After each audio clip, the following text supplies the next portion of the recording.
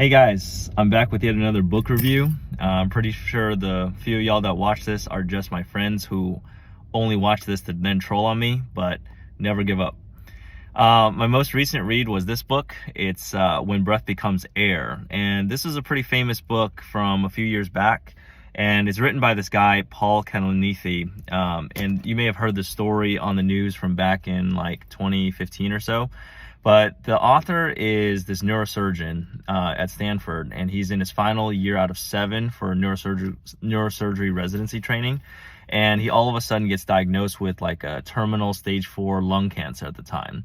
So the book is like a memoir about his journey into medicine, and then subsequently finding out that he has this terminal illness, that he has a limited amount of time left on Earth, and basically just a diary or his thoughts that he wants to leave behind, knowing that, well, this is what my fate is.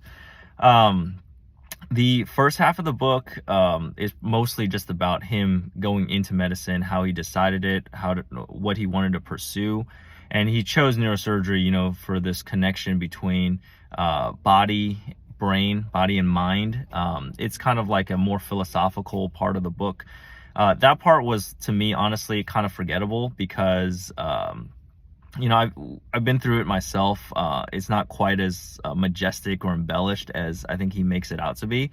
But overall, I think if you're not in medicine, it's still interesting kind of seeing what the journey in choosing the path of medicine or going into it and deciding which specialty you want to pursue.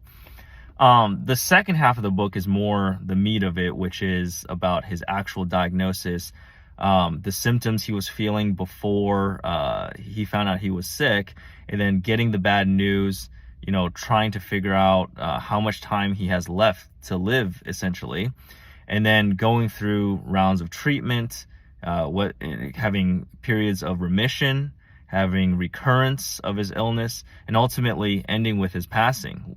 So the book, I think that part is very sad. You kind of know the ending of it already. You know what's going to happen, but it's still very well written, and the perspective that he gives does make me think a little bit more, because as a doctor, we treat 10s, 20s, 30, whatever patients a day, but a lot of the time you're using statistics. You're looking at, well, what's the likelihood of success for things, what's the likelihood of failure, complications, etc.